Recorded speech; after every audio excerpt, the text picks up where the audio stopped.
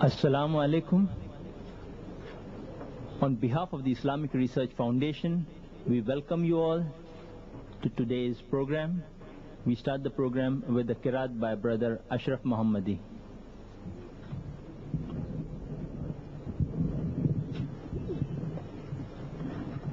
Assalamu alaikum wa rahmatullahi wa barakatuh. أعوذ بالله من الشيطان الرجيم. بسم الله الرحمن الرحيم.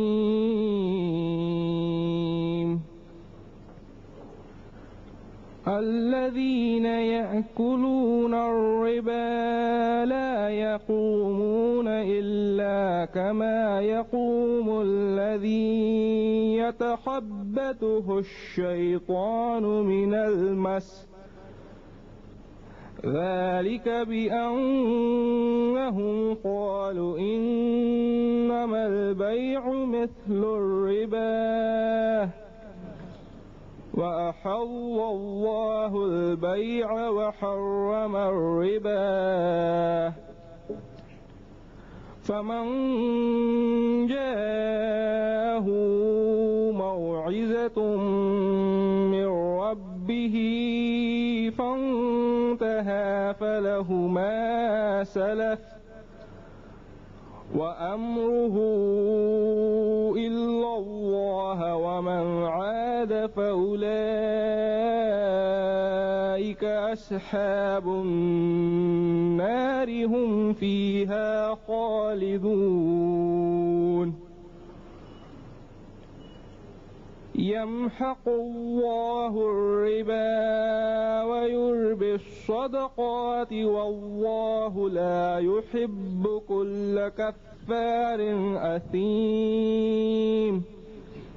إن الذين آمنوا وعملوا الصالحات وأقاموا الصلاة وآتوا الزكاة لهم أجرهم عند ربهم ولا خوف عليهم ولا هم يحزنون. يا أيها الذين آمنوا اتقوا الله وذروا ما بقي من الربا إن كنتم مؤمنين، فإن لم تفعلوا فأذنوا بحرب من الله ورسوله، فإن لم تفعلوا فأذنوا بحرب من الله ورسوله، وإن تبتم فلكم رؤوس أموالكم لا تظلمون ولا تظلمون.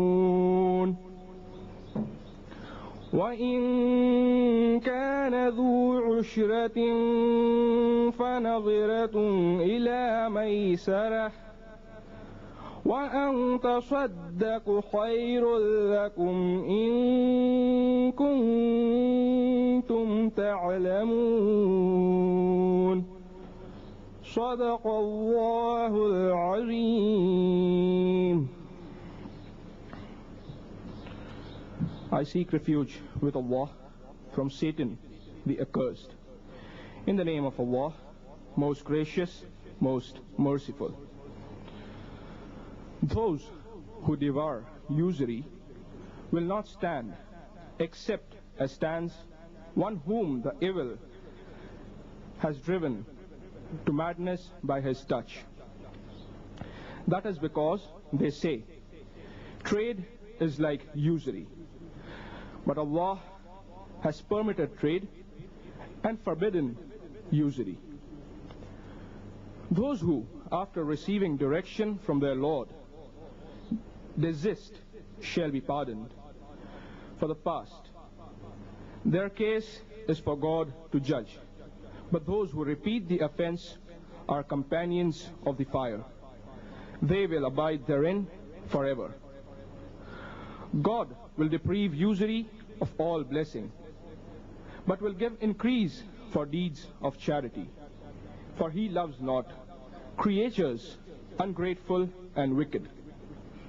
Those who believe and do deeds of righteousness and establish regular prayers and regular charity will have their reward with their Lord. On them shall be no fear, and nor shall they grieve. O you who believe, fear God and give up what remains of your demand for usury, if ye are indeed believers. If ye do it not, take notice of war from Allah and His Messenger. But if ye turn back, you shall have your capital sums. Deal not unjustly, and ye shall not be dealt with unjustly. If the debtor is in a difficulty, grant him time till it is easy for him to repay. But if you remit by way of charity, that is the best for you, if you only knew. Verily, Allah speaks the truth.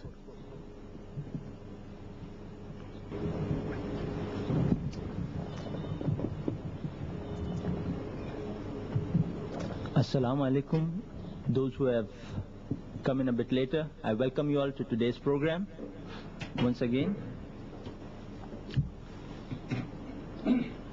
Economy has played a very important role for people, especially in terms of social justice as well as social welfare and its connection to problems and solutions to mankind all over the world.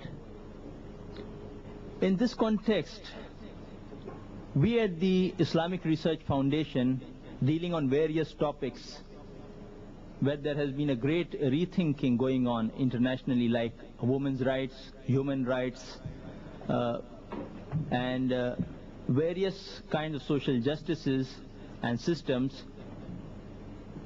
Economy is under close scrutiny as far as total solutions are concerned, because many of the international organizations like the World Bank and those of leading economists of the world have been after pursuit of total solutions, because at present what systems are going on in the world, they have been fraught with certain problems and inadequacies which, because of administrative excellence, have been covered up to quite an extent. In this view, some people have been studying and have come forward to analyze Islamic economics. One of the main key points of Islamic economics is interest-free and its relevance to society and success of society today. To speak before you all, we have today, once again, Dr. Zakir Naik on the topic, interest-free economy promulgated by the Quran. He'll basically be talking on the principles, and we will have a question-answer session after that, where we review the implementation. There are two factors which come into play when we study any system. One is the basic principle or the program, and the second is how you're going to implement it. I would request Dr. Zakir to start his talk, which will be followed by the question and answer session on the topic. Dr. Zakir Naik.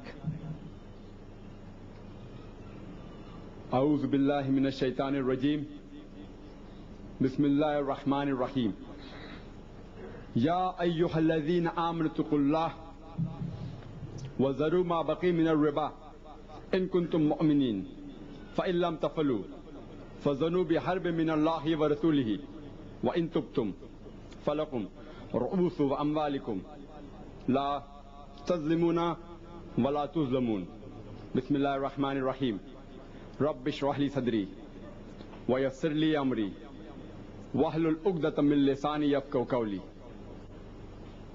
I welcome all of you with the Islamic greetings.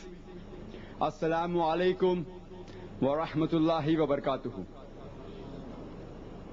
May peace, mercy, and blessings of Almighty Allah be on all of you. The topic of today's talk, as mentioned by the chairman, is interest-free economy promulgated by the Quran. The word riba is mentioned in the Quran no less than 8 times. It's mentioned in Surah Rum, chapter number 30, verse number 39. It's mentioned in Surah Nisa, chapter number 4, verse number 161. It's mentioned in Surah Al-Imran, chapter number 3, verse number 130. It's mentioned thrice in the verse of Surah Baqarah, chapter number 2, verse number 275. And in Surah Baqarah, chapter number 2, verse number 276. And in Surah Baqarah, chapter number 2, verse number 278. The word riba is mentioned in the Quran no less than 8 different times. The first time the word riba was revealed in the Quran was in Surah Rum, chapter number 30, verse number 39. It says that those who devour usury will have no increase with Allah, but those who give out in deeds of charity,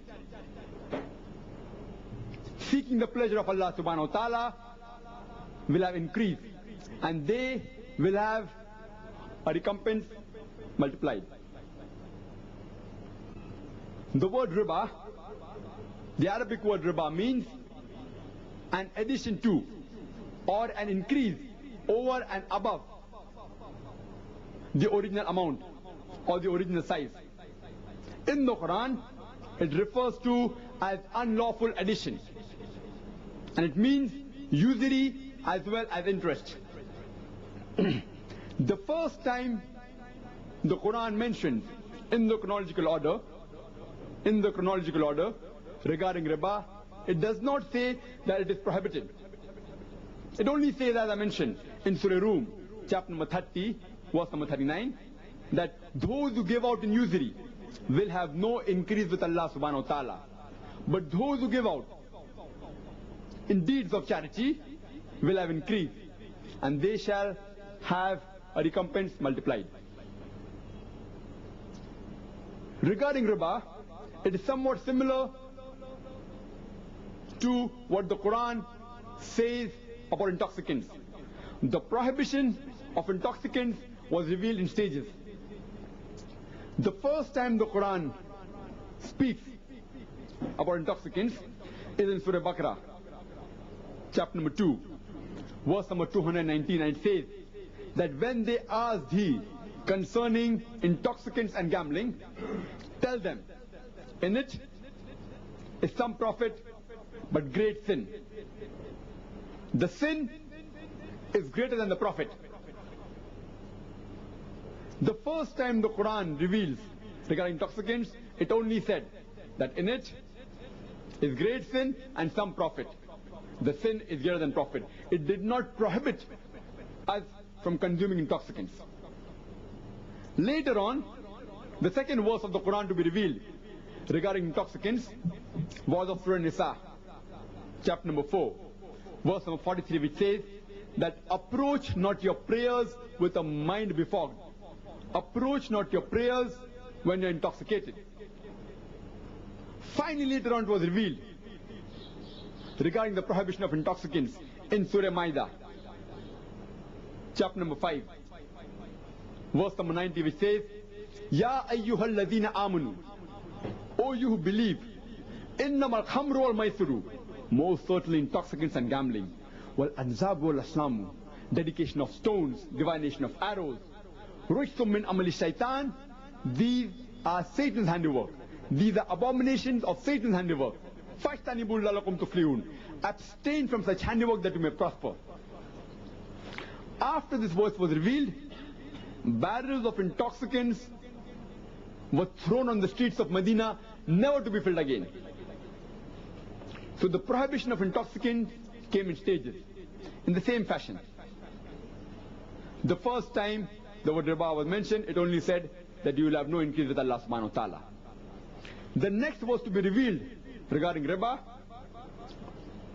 was from Surah Nisa, chapter number 4, verse number 161, which says that for the iniquities of the Jews, we made for them unlawful certain foods which were good and wholesome and which were lawful to them, because they hindered many from Allah's way, and they took usury which had been forbidden to them, which had been prohibited to them. So certain food which is mentioned in the Quran, that is meat of camel, of sheep, of goat, fat of the ox, of the hare, these particular things, the meat of the camel, the meat of the rabbit, and the meat of the hare, and the fat of the ox, the sheep, and the goat, though it was good and wholesome, had been prohibited to the Jews, because they hindered many from Allah's way, and they took riba, they took usury, they took interest, though it was prohibited to them.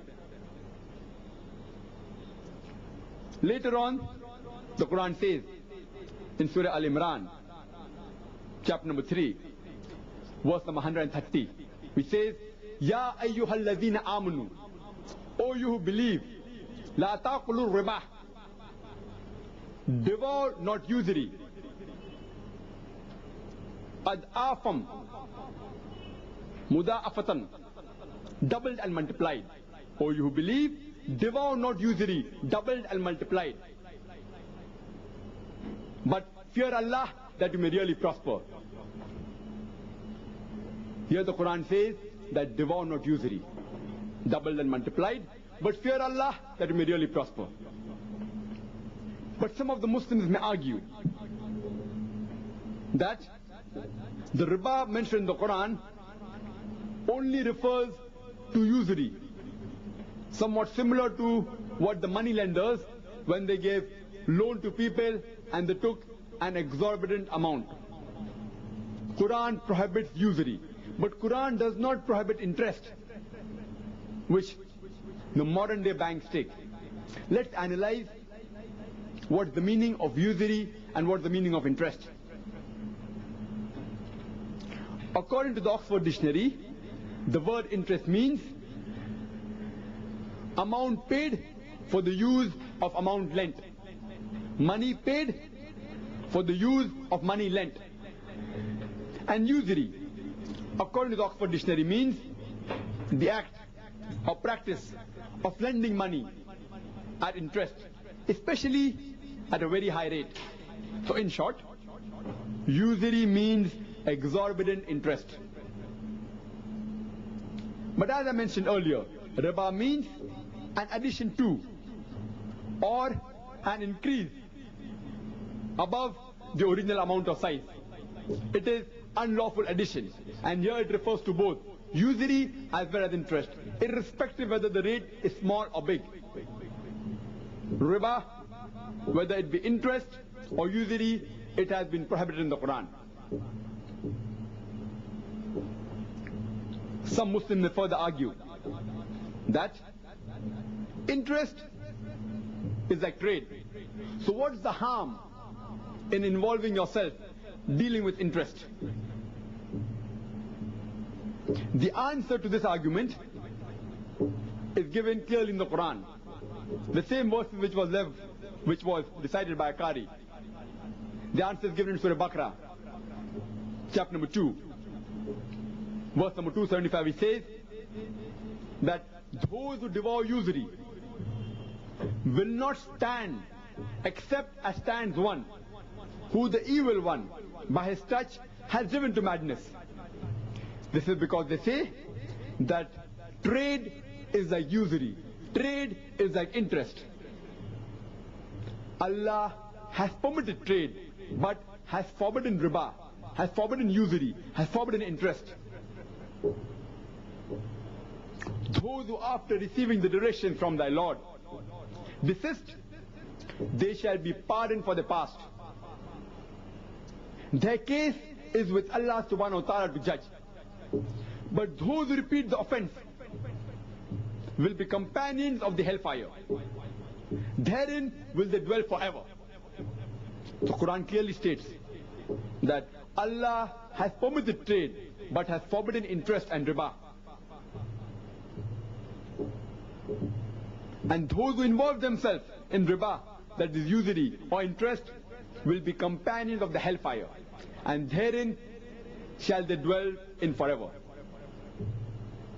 The verse continues. The next verse of Surah Baqarah, chapter number 2, verse number 276 says, Allah will deprive riba, Allah will deprive usury of all its blessings, and will give multiple increase for deeds of charity. Some Muslims may further argue that the riba mentioned in the Quran refers to riba istilaq. That is when a person gives a loan to another person to purchase his basic necessities, to fulfill the basic demands of life. If a person gives loan and then charges interest on such loan, this sort of riba, which is called as riba istilaq, has been prohibited. The other sort of riba, the other interest which the modern banks take, interest giving on loans for doing business, this the Quran does not prohibit. Let's analyze what the Quran has to say. I start my talk by reciting a few verses of the Quran. I recited the verse from Surah Baqarah, chapter number 2, verse number 278, which says, Ya ayyuhalladhina amanu tuqullah, that O you who believe, fear Allah. Wazaru ma baqi min ar-riba, and give up your demands, and give up your demands of riba, that is usury or interest. In kuntum mu'minin, if ye are indeed believers. Immediately after this verse was revealed, our beloved Prophet Muhammad, may peace be upon him, he said that I am the first person to let go, to nullify the interest which is due to my relative Hazrat Abbas bin Abdul Muttalib, may Allah be pleased with him. Previously, in the pre-Islamic Arabia, there were two types of business that was done. One was the Mudaribah system, that is, a person gave loan to a Mudarib, to a businessman, to a person who's doing trade, and whatever profit that businessman had, it was shared between the person who gave loan and the businessman. And the second type was money was given to a businessman and a fixed interest was charged on that money. When the Muslims say that the riba which is prohibited in the Quran refers to riba istilaq, that is interest on loan givings to basic necessities, like for purchasing food, for purchasing clothes, the basic requirements, such type of riba has been prohibited. The moment the verse of Surah Baqarah chapter number 2, verse number 278 was revealed, which said that give up your demands of usury, give up your demands of riba, give up your demands of interest.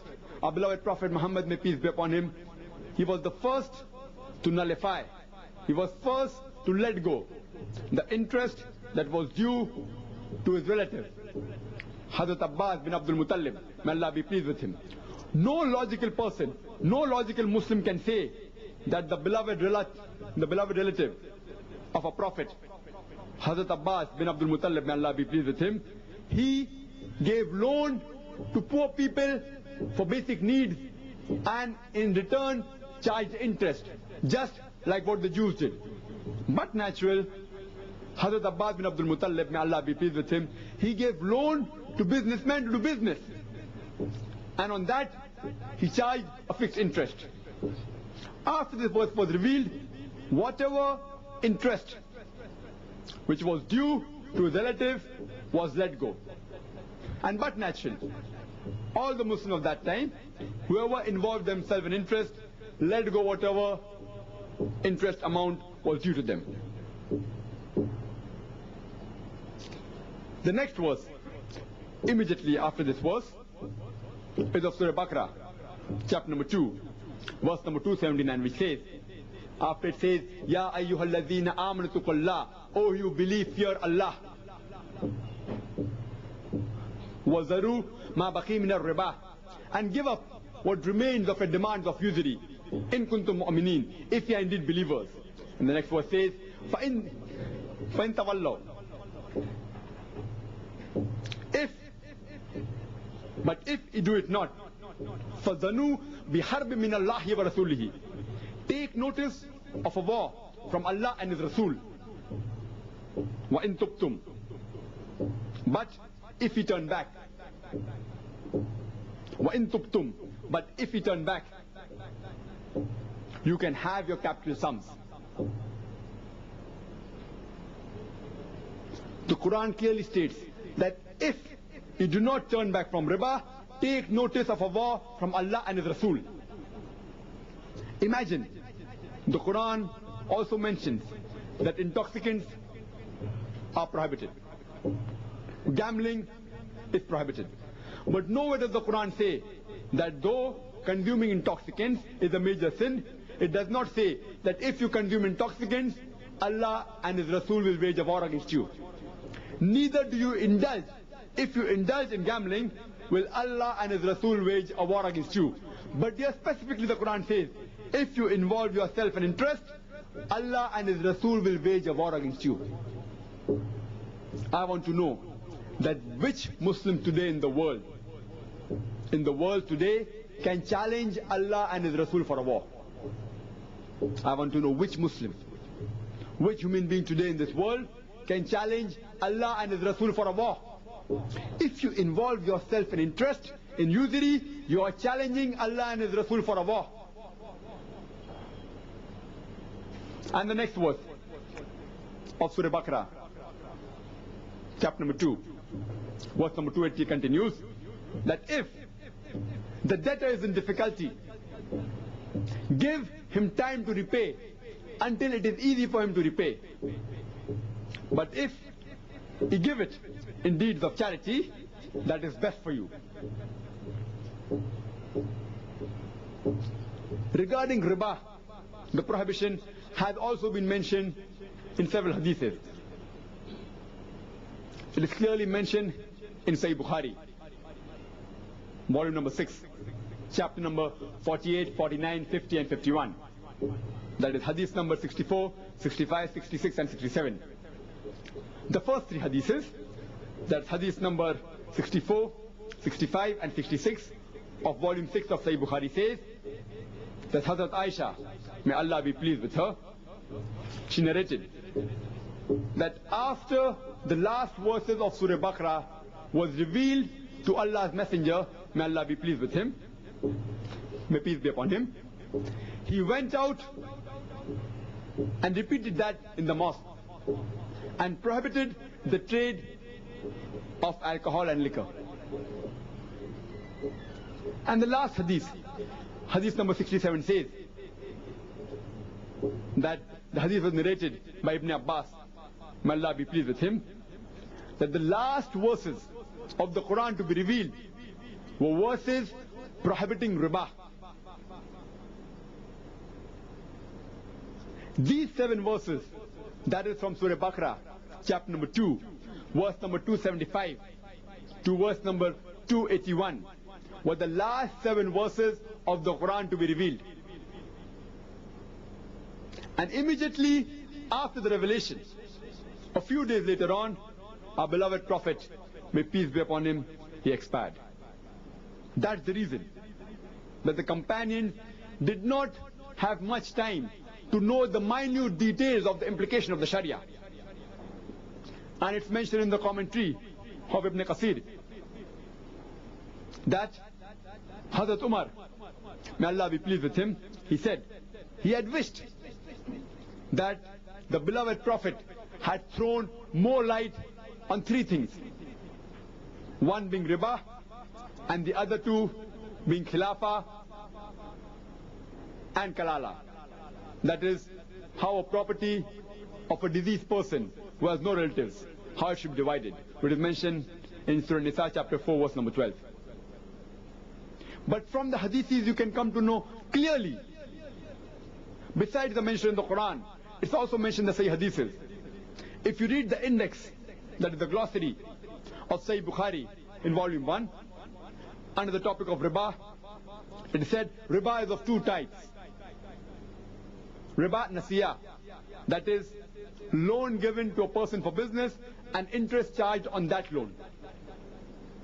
And riba fadal, that is exchanging a superior quality of good in turn for a bigger quantity of inferior quality of good, irrespective it may be gold, silver, foodstuff, etc. And it says all types of riba are prohibited. The prohibition of riba is also clearly mentioned in Sahih Muslim in volume 3 in chapter number 623, hadith number 3845 to 3849. 5 hadiths which clearly mention in Sahih Muslim that riba is prohibited.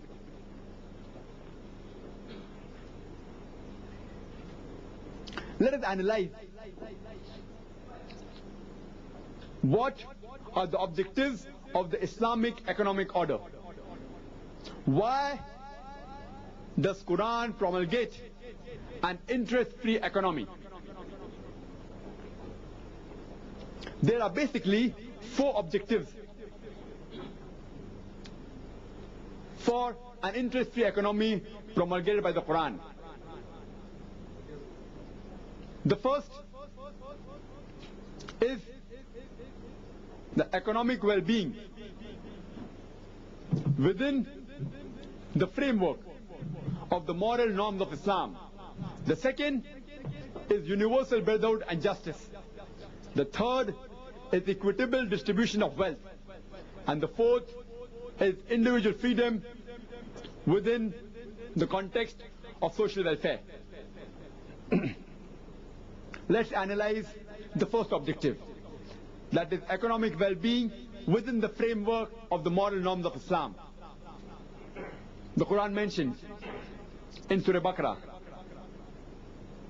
chapter number 2, verse number 68, that eat and drink of the sustenance provided by Allah subhanahu wa ta'ala and create no mischief or evil on the face of the earth. A similar thing is repeated in Surah Baqarah, chapter number 2, verse number 160, which says that eat of the produces of the earth and follow not the footsteps of the evil one, for he is to you an avowed enemy. It's further mentioned Surah Jummah, chapter number 62, verse number 10, that after the prayer is finished, disperse ye in the land to seek the bounties of Allah subhanahu wa ta'ala.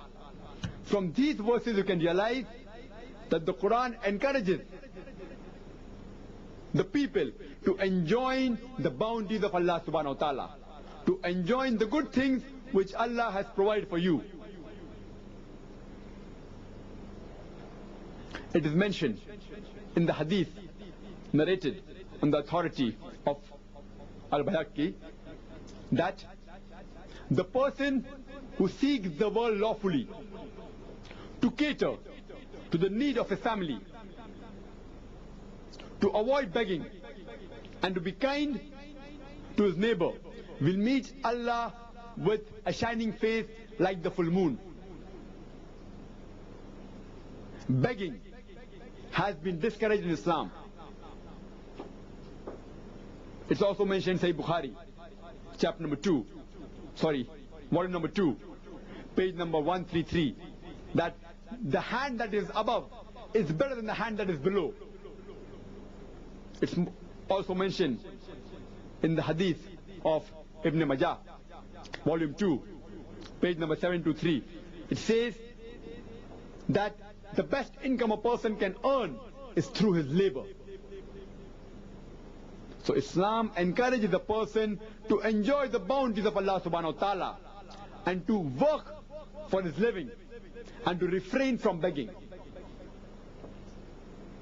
The second objective is universal brotherhood and justice.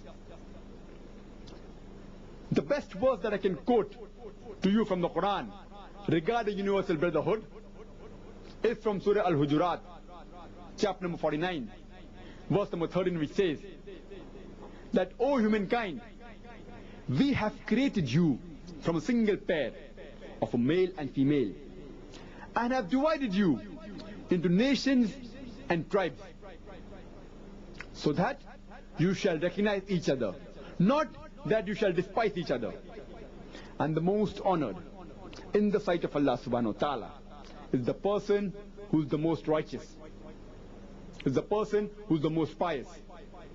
From this verse you come to know the criteria for judgment in the sight of Allah subhanahu wa ta'ala. It is not sex, it is not wealth, it is not caste, it is not color, but it is taqwa. It is God consciousness. It is piety.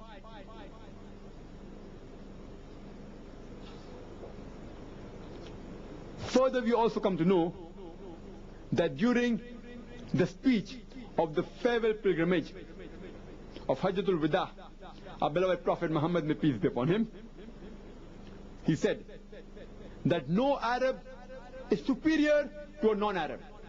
Neither a white is superior to a black, except in righteousness, except in piety, except in God consciousness.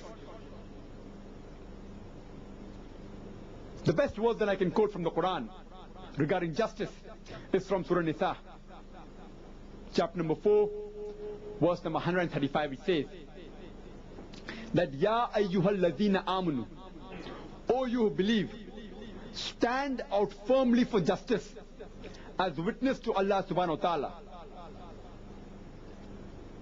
even if it be against yourself, against your parents, against your relatives, or the rich or poor, for Allah protects all. Means if you have to stand for truth, if you have to stand for haqq, if you have to give a witness to Allah subhanahu wa ta'ala, you can even go against yourself. You have to sacrifice your own interest. You can even go against your parents, against the relatives, or irrespective whether the person who you are going against is rich or poor. You have to stand firmly for justice as witness to Allah subhanahu wa ta'ala. The third objective is equitable distribution of the income, of the wealth. Islam is against the philosophy that the wealth should be concentrated in the hands of few individuals. And the difference between the rich and the poor should be reduced. Otherwise, they will be enemies unto each other. For this, Islam has devised a system called as zakat. That every Muslim who has a saving, who has a wealth of more than the nisab level, more than the minimum wealth required, he has to pay 2.5%, 1/40th of that wealth every lunar year to the poor people. And the categories to whom zakat can be given has been clearly listed in the Quran in Surah Tawbah, chapter number 9, verse number 60, which says that zakat can be given to a fuqara, to a person who is poor. It can be given to a masakin, a person who is needy. It can be given to amilun, a person who is engaged in collecting and distributing the zakat. It can be given to mu'allafatu qulub, those whose hearts are inclined towards Islam, that is the converts or the reverts. It can be given to the riqab, that is the captives. It can be given to the Gharimun, that is, the one who has taken loan, can be given to the debtor. The seventh category is Ibn Sabil, that is the wayfarer, the traveler. Even though he is rich, if he gets stranded in a foreign land, and if he does not have money to go back or for his sustenance, you can give him out of the zakat money. And the last category is Fi Sabilillah, in the way of Allah. And this last category is further subdivided. In this category of Fi Sabilillah, it can be given to a person who is giving religious education, person who is acquiring religious education, the person who is involved in doing jihad in the way of Allah, striving, struggling, doing holy war in the way of Allah. It can be given to a da'i. It can be also given to a person who is obtaining the secular education. The several categories. This system of zakat has been specified. The reason which is given in the Quran in Surah Al-Hashr, chapter number 59, verse number 7, to prevent the wealth from circulating amongst the wealthy and rich. The zakat has been devised to prevent the wealth from circulating amongst the rich and the wealthy. If every individual in this world practices the system of zakat, there will not be a single human being who will die of hunger in this world. Unfortunately, even the Muslims don't give the correct zakat that is due to them. They may give part of it, only a small percentage. If every Muslim in this world gives zakat correctly, there will not be a single Muslim below the poverty line. Islam teaches that to find lawful employment to the person who is unemployed and to give him a good remuneration for the work he does. The Quran also says that after a person dies, his wealth should be divided according to the guidelines laid in the Quran in Surah Nisa, chapter number 4, verse number 11, 12 and verse number 176. It should not go to one or two individuals of the society, how it is done today, that whatever wealth is remaining of a person who dies, it goes to one or two individuals.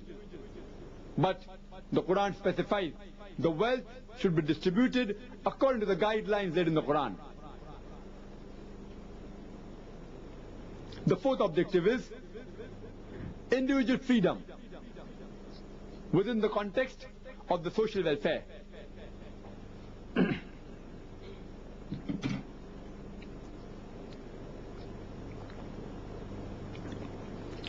According to Islam, a man is born free. No one, not even the state, can abrogate his freedom, nor subject his life to strict regimentation. Every individual is free as long as he does not overstep his freedom, as long as he does not harm the society. Because in Islam, the larger welfare of the society takes precedence over the individual freedom.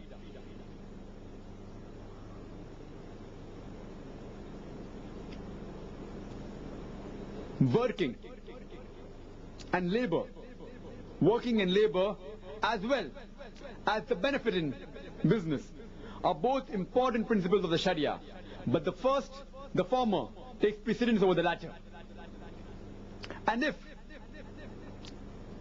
you're doing business or whatever it is, a big loss cannot be inflicted to relieve a small loss. Neither can a big profit be sacrificed for a small profit.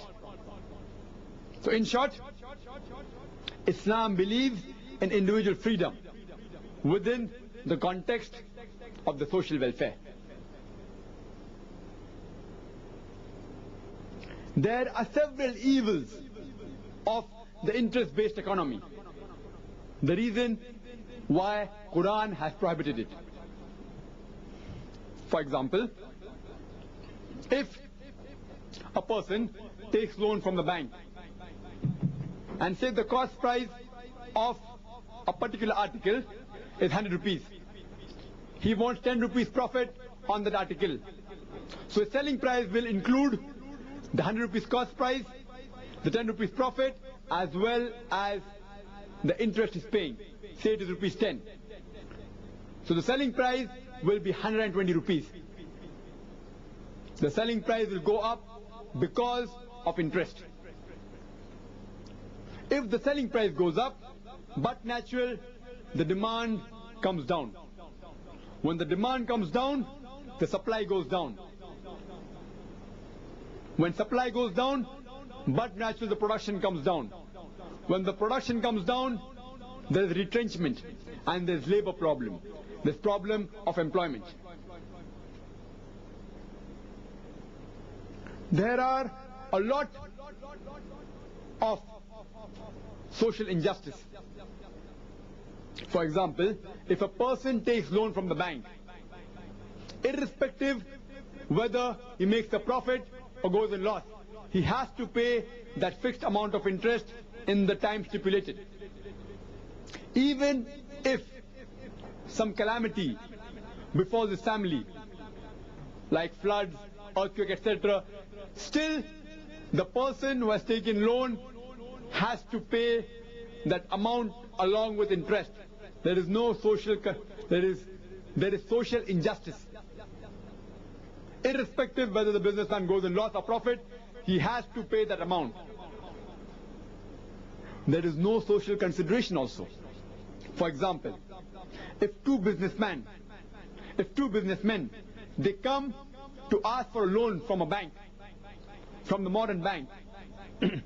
One businessman wants to open an alcohol factory, and the other businessman wants to start a school. But natural, the person starting an alcohol factory will have better returns, and the loan given to him will be more secured, and he will give a higher rate of interest as compared to the other businessman who wants to start a school or an hospital. There is no social consideration. The modern bank is only interested in getting bigger returns.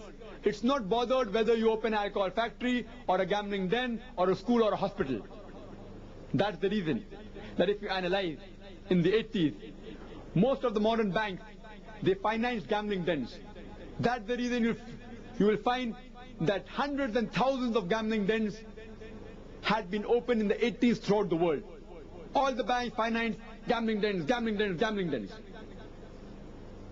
Though theoretically, the modern banker will tell you that even we have social consideration, and for name's sake, he may give a loan to a few social projects. But majority of his loans, if you analyze, are not based on social consideration. It's based on better interest.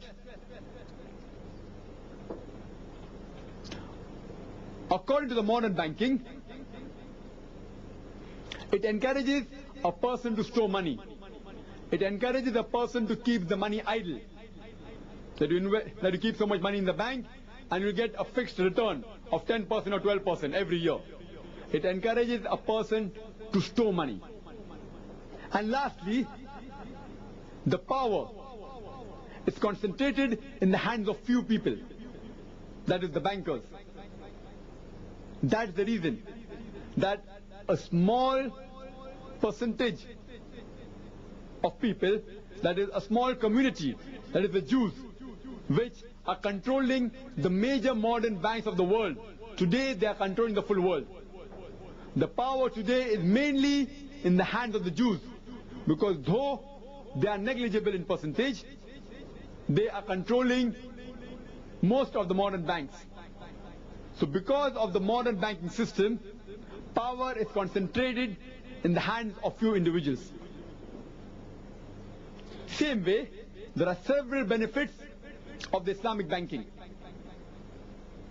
Firstly, no interest is involved. It's based on profit and loss. So if a person wants to sell his good, it will only have the cost price and the profit. Instead of 120 rupees, his selling price will be 110 rupees. If the selling price comes down, the demand increases.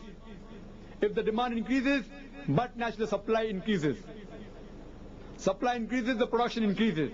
And but natural, there is more labor for the people. And it encourages the people to work and to strive. It encourages a people to earn the living. It has social justice. That if a businessman takes a loan, if he goes in loss, the loss is shared by the bank. If he goes in profit, the profit is shared by the bank. And if he takes a loan, and if certain calamity befalls him, but natural, the Islamic bank gives him more time to repay, not like the modern bank. The more later you pay, you have to pay a bigger penalty. In the Islamic bank, they give more time. And many a time, if they find the situation very bad, they also let go of that loan. There is social consideration.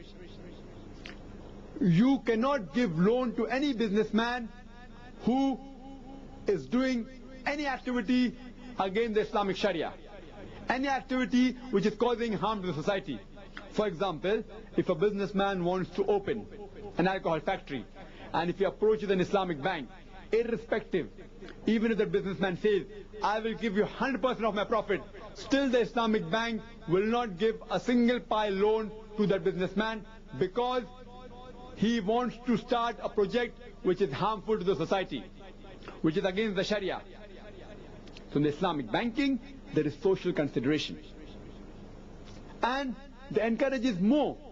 The Islamic bank, they encourages more of the projects which are beneficial to the society. For example, building of schools, building of hospitals, building of nurseries, etc. In short, the Islamic bank encourages the society to improve. In Islamic bank, you aren't encouraged to keep your money idle. You're encouraged to invest your money and be a partner in the business. And lastly, the power is not concentrated in the hands of a few individuals. Because here, the profit and loss is shared by the businessman, by the banker, as well as the depositor. The power is shared equally between all the people. It's not concentrated in the hands of the few people.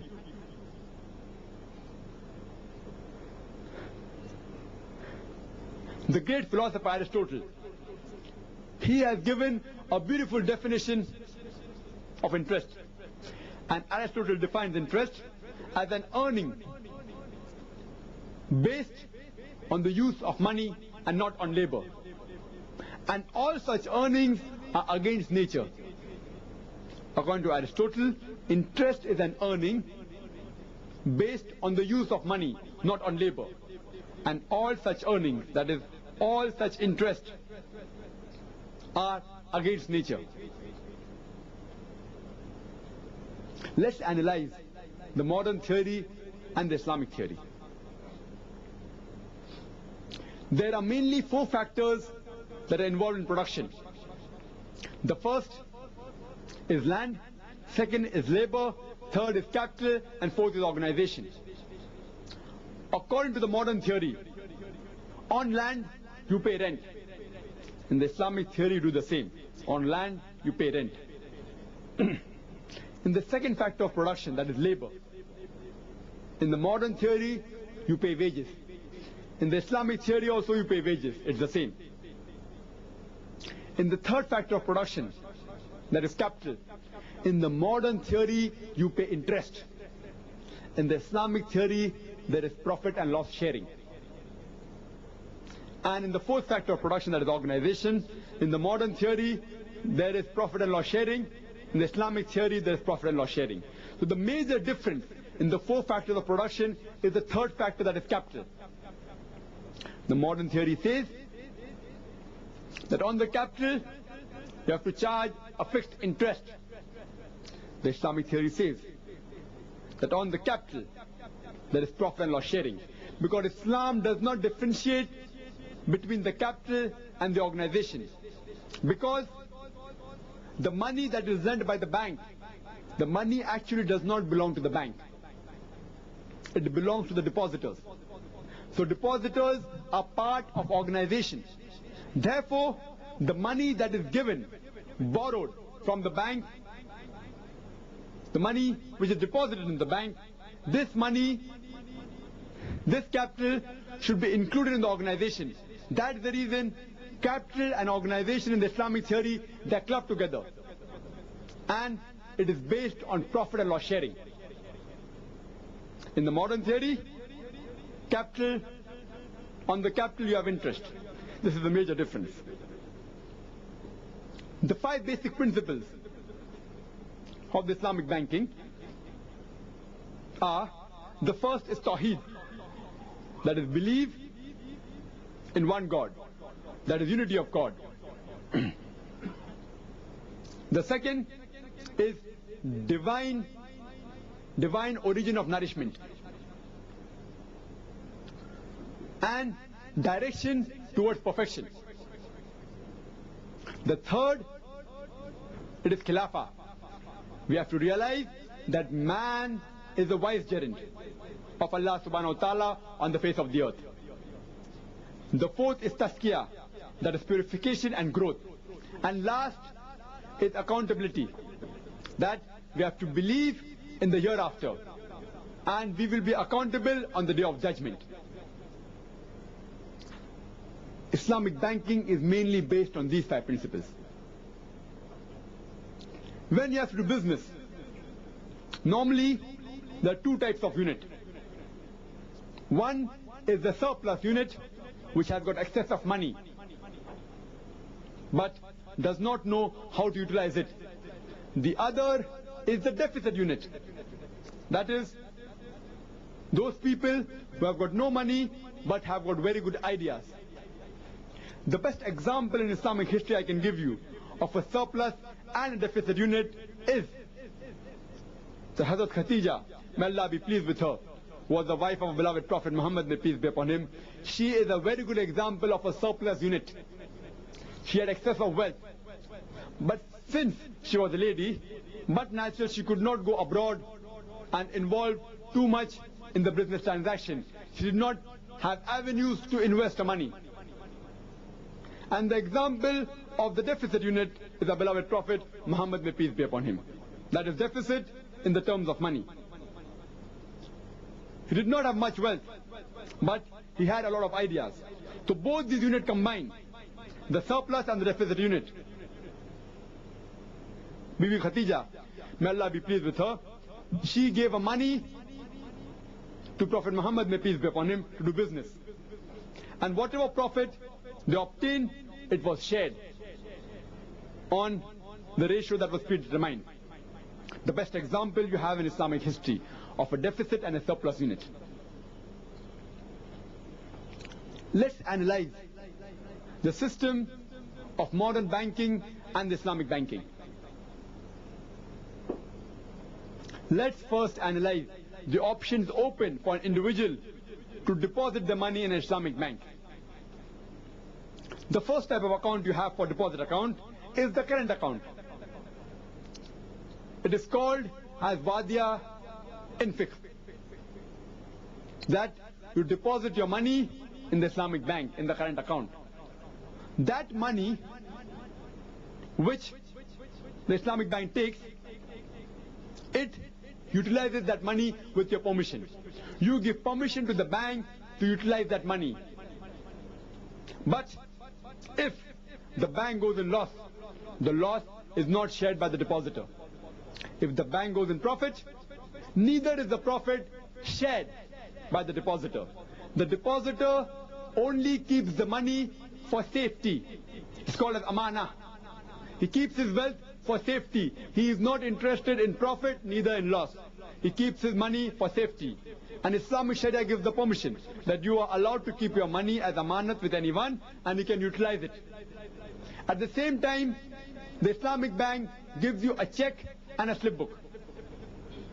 But naturally, with the checkbook, you can withdraw money whenever you want, and with the slip book, you can put in money whenever you want, similar to the modern bank. Coming to the second type of deposit account. It is a savings account.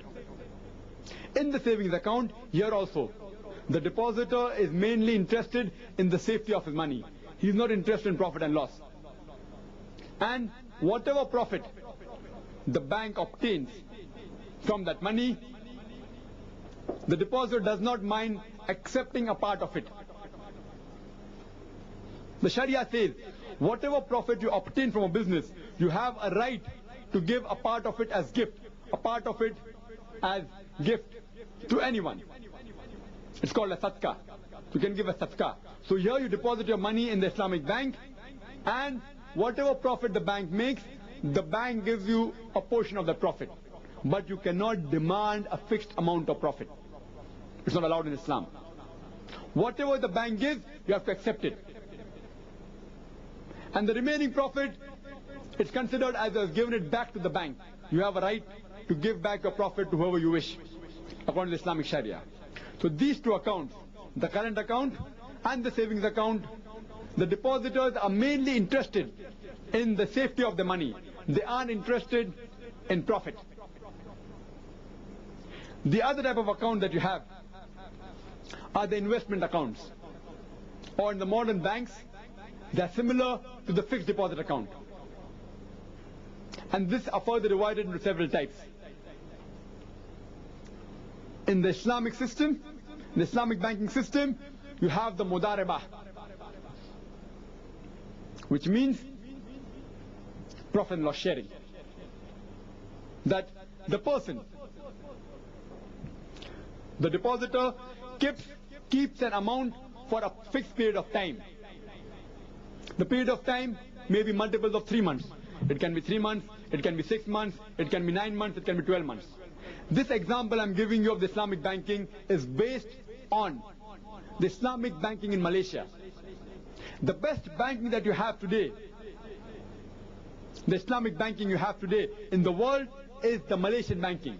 There is no better Islamic banking anywhere in the world than the Islamic banking followed in Malaysia. In the other countries, they partly follow Islamic banking, partly they don't. But the 100% system, which I have in my knowledge, the only country which is following 100% to the minutest detail is in Malaysia. So this concept, I'm telling you, is based on the Islamic system of banking in Malaysia. In this investment account, that's called a mudaribah, you keep a fixed amount of wealth for a fixed period, maybe for 3 months, for 6 months, 9 months, 12 months, or whatever it is, multiples of 3 months. Some banks keep it for multiples of 4 months. This money, in turn, is used by the bank to do business with the businessman. So in the terminology, when you deposit your money in the bank, the depositor is called as Sahib-e-Mal, and the bank is called as Sahib-e-Amal. Here the surplus unit is the depositor, the deficit unit is the Islamic bank. Now whatever profit the Islamic bank makes, it is shared on a predetermined ratio. The profit which the Islamic bank makes, or the money you have deposited for the fixed period, it's shared on the ratio which is determined. In the Islamic banking of Malaysia, the ratio is 7 parts to 3 parts. 7 parts of the profit is given to the depositor, 3 parts of the profit is kept with the bank. Means 70% of the profit goes to the depositor and 30% the Islamic bank keeps for itself. For example, if you deposit 1,000 rupees in the Islamic Bank of Malaysia for 1 year, and the bank makes a profit of 100 rupees. So bank will give you 70 rupees of the profit and will keep 30 rupees of the profit. But naturally the capital also you get back. But the profit you will get 70%, 70 rupees. And the bank will give 30 rupees. If the bank makes a profit of 500 rupees, the bank keeps 30% of 500 rupees, that is 150 rupees. and gives you 70% of the profit. That is, gives you 350 rupees. So, bigger the profit, bigger is the share of the depositor as well as the bank. Lesser is the profit, lesser is the share of the depositor as well as the bank. It is profit sharing. If the profit is 0 rupees, the bank gets 0, the depositor gets 0. But suppose in case the bank goes in loss, according to the Mudaribah system, the loss is borne only by the depositor. The loss in the business is theoretically only borne by the depositor. Means, for example, if you invest 1,000 rupees and keep it for 1 year, there is a loss of 100 rupees. So you, in turn, the loss is transferred to you. And from your capital, out of the 1,000 rupees, you only get 900 rupees back. 100 rupees is deducted as loss. So in theoretical terms, the loss is only borne by the depositor. But practically, even the Islamic bank is going in loss. Because, but natural, they are paying the money for the administration, for the rent, for the salary, which is not taken into account. So, but natural, even the bank is not going scot-free. Even the bank is sharing a loss, though it is a lesser percentage as compared to the depositor. This is the system in the Islamic banking. Now let's come to the project financing. Suppose a businessman, he wants a loan. He wants money from the Islamic bank. The first system is the Mudaribah system. That is, a businessman comes to the bank and says that I have a project of 6 months. And this project requires 50,000 rupees. At the end of 6 months, I will get a return of 1 lakh rupees. That is 50,000 rupees profit. Is the Islamic bank willing to give me 50,000 rupees for 6 months? But naturally, the Islamic bank analyzes the business, what sort of business is doing, is the business viable, what is the profit return, etc., etc. Then the Islamic bank and the entrepreneur and the businessman, they sit across the table and they finalize the ratio of profit that they should share. Say, for example, the Islamic bank says, I will take 3 parts of the profit, the businessman gets 2 parts of the profit. Means 60% of the profit, whatever the businessman is making, will go to the Islamic bank, 40% will go to the entrepreneur, to the businessman. The deal is fixed, it can be negotiated. In the modern bank, the interest is negotiated.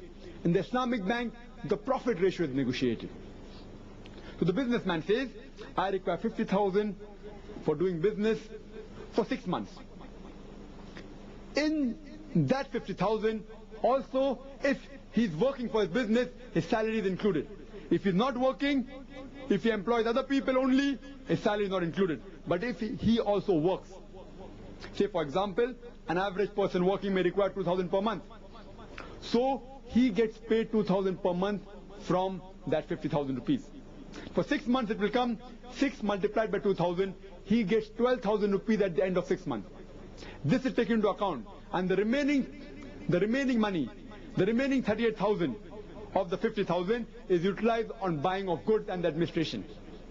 So from the 50,000, even 12,000 salary of that entrepreneur for 6 months is taken into account. Now after 6 months, he makes a profit of 50,000. He gets the total return of 1 lakh rupees. But natural, the capital sum of 50,000 is given back to the bank. And the remaining 50,000 profit is shared on the profit ratio predetermined. Bank, Islamic bank, takes 60%. That is 30,000 rupees. And the businessman keeps 40%, that's 20,000 rupees. So at the end of 6 months, the businessman gets 20,000 rupees profit as well as 12,000 rupees salary for his labor. If instead of making 50,000 profit, the businessman makes 40,000 profit, so the bank takes 60% of 40,000.